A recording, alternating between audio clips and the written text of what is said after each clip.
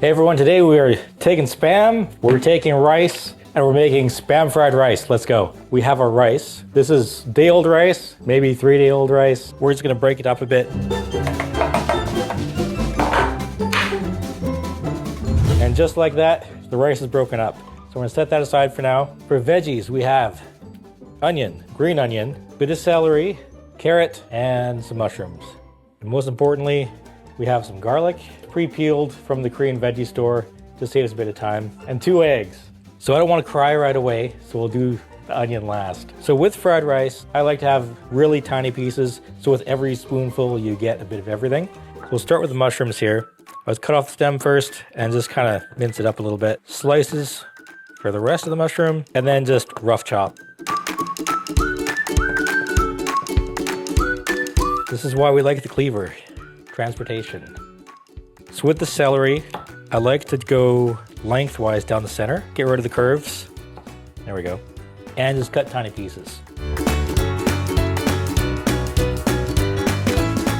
So for the carrot, this is way too much carrot. So we're taking just maybe a quarter. If you're fancy, you'll peel it, but I'm not too picky. This is easy fried rice. Always like to square off the ends. Don't want it rolling away on you. I like to go in half, flatten out, and make little matchsticks. Give it a turn, and then just cutting across. And we'll just put that aside with the celery. Green onion, we're to cut off the dark green and separate the whiter pieces.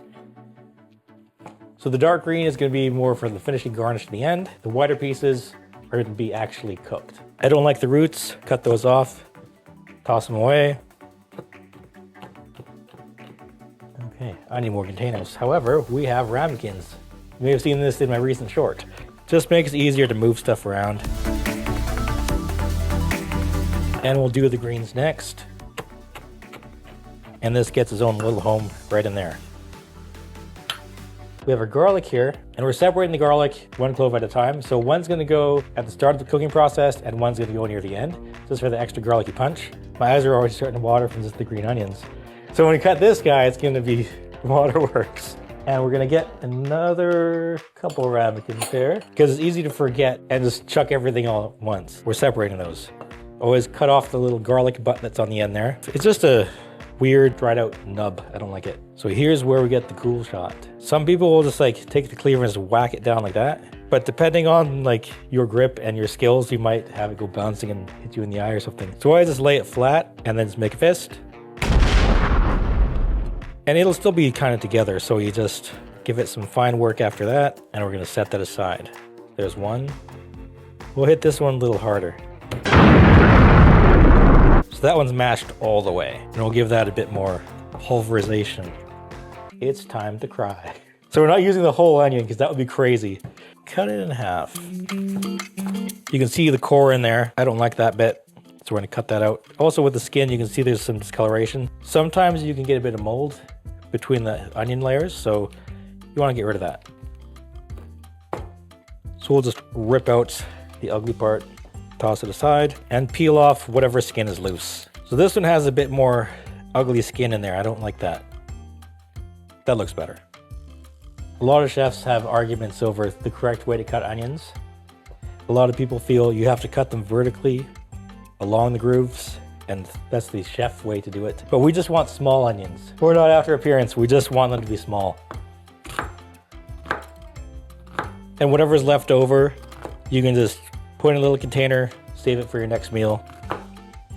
Oh, it's getting me. You'll cry for this fried rice. The hard part is like, as your eyes fill with tears, you can't see. So from all this, we're gonna use about that much. And I'm gonna take a break for my eyeballs because I'm totally tearing up right now. Look at the tears. Take your eggs, scramble them up. A lot of people think to crack it on the edge, but you often end up with more shells in there. So if you go on a flat surface, less shells in your eggs.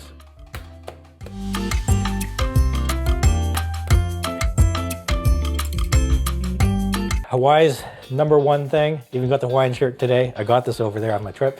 Check out that video. There's 4 or 5 of them, I think. This one's actually the 25% less sodium from Costco, and it tastes the same, only it's not gonna give you Well, it'll give you less high blood pressure. I love how they have the rings on these.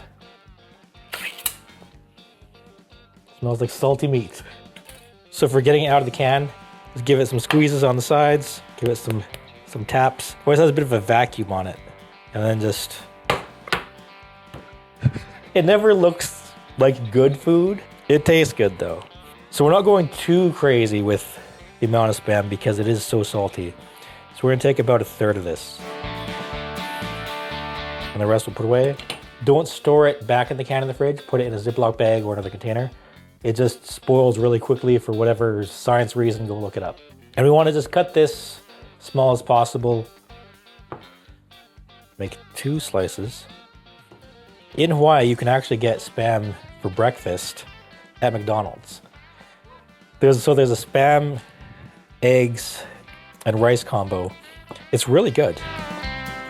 You can even get it with Portuguese sausage too. If your cholesterol is not bad enough already. I think that's all of our ingredients. Let's head over to the stove.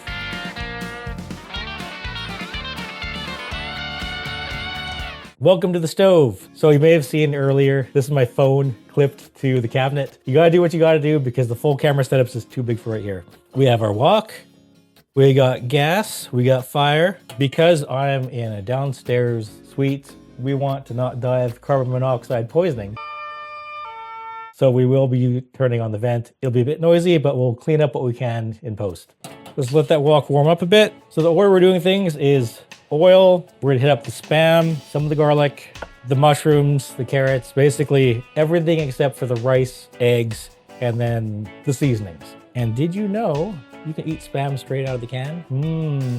Processed. And when you're testing the heat, use the back of your hand. Unless you're joining witness protection, you wanna keep your fingertips, right? We're gonna go to about medium to start just so we don't burn out our garlic and stuff. We're using canola oil, so it's a high temperature oil. You can use peanut oil, avocado, whatever you want. Use tallow if you're rich. And we'll just swirl that around a bit. Some people think it's too much oil, but you need to coat the whole pan. You'll see a lot of chefs dump out the excess oil and then just add more in later. It depends on your kitchen setup. There's no one right or wrong way. And because this isn't like a commercial Chinese kitchen, we're not getting like the jet fuel super wok hei. It's more of like a medium wok hei. And we can test that with a little Spam cube. So we're bubbling. We don't need to be ripping hot yet. So we're gonna go more medium low here. We wanna get some of the moisture out of these mushrooms, but we're not gonna season it, otherwise it'll get too wet. So mushrooms are in. Let's do the carrots because they usually take a while to cook anyway. So this is carrots and celery together. The Spam's pre-cooked, so you don't need to worry too much about raw meat. Half of the garlic, so this is 1 clove of garlic minced up. In you go. The whites of the green onions. Now that's all in, you can crank the heat.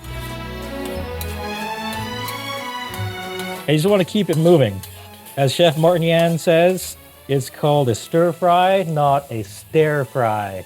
Oh, we forgot the onions. Put those onions in too. The kitchen's gonna start smelling alive now. By going on the higher heat, we're also making sure those mushrooms get more browned and not just soggy. In a proper Chinese kitchen, it's like 10 seconds, but we're cooking at home. Let's see, so that is all the way up. Fingers are going, let's get the Spam in. Not sponsored, but I would love to be, so Spam, reach out to me. Still a bit in there, come on. And as things stick, just give it a good scraping. If you want to show off, you can shake it, give it a little toss like that. So we'll just give that a little bit. And with the amount of oil, you might think it's like a crazy amount, especially with the Spam, it's greasy. Once you add the rice, you don't want it sticking together, right? So what I like to do is I'll cook all the things that need to be actually cooked first, set it aside, cook the rice, and then combine it back in together. Turn the fire off, put the plate on. That's really hot. We're getting a Christmas oven mitt. I'm not left-handed, so it's kind of awkward, but we can go this way. Just really scrape that stuff out, whatever you can. Next up, we have our rice. Set that here where it's cold. This is a plastic plate. And we have our eggs. So there's 2 ways you can do this. You can cook the eggs separately, so you have little egg chunks, or you can cook it with the rice and the eggs actually coat the grains of rice. We're doing method number 2 today. So we're just combining it and mixing aggressively. Let's bring our fire back on. We're gonna go to medium, just because rice does stick. Break that up even more than earlier. So at this stage, we're just warming the rice through. So the egg's gonna go in. We'll just pour it evenly across everything. It seems wrong to do this at first, but this is what you do. And then just start mixing. This is why some fried rice is yellow and some is just speeded up rice. So at this point, we're gonna add everything else. In you go. Then as the oil inside the Spam and everything else heats up, that's gonna help your rice separate more. You wanna keep scraping the bottom. So you can also let it sit a bit, form a crust on the bottom. Don't wait too long, otherwise you're gonna burn it. Maybe like 10 seconds at a time. What we can also do is take our other clove of garlic, add this in so it's a bit more of a fresher hit. And it's gonna make a mess on your stove, that's normal. You crank that heat. Add a little bit of black pepper. You can use Chinese spice, Szechuan pepper, whatever you want. Not too much, just for a bit of flavor. So for seasoning, we're just gonna add some soy sauce. You don't wanna put it straight on the rice. Kind of let it hit the side of the wok. You can eyeball it, about a teaspoon. But make sure you stir that right away before it evaporates. So you can really smell that soy sauce coming out now. The color is getting darker. Let me grab a spoon. Always give it like a quick taste, see if it's too salty or not. You can use a little bit more. Pour slowly. Heat back up. We don't want it getting too soggy on us here. We're gonna finish with a little bit of sesame oil. A lot of chefs finish with a bit of oil at the end of fried rice for a bit more of like a glossy texture and just a bit more flavor. The extra bit of fried goodness. All right, and let's plate that up. Just don't burn yourself.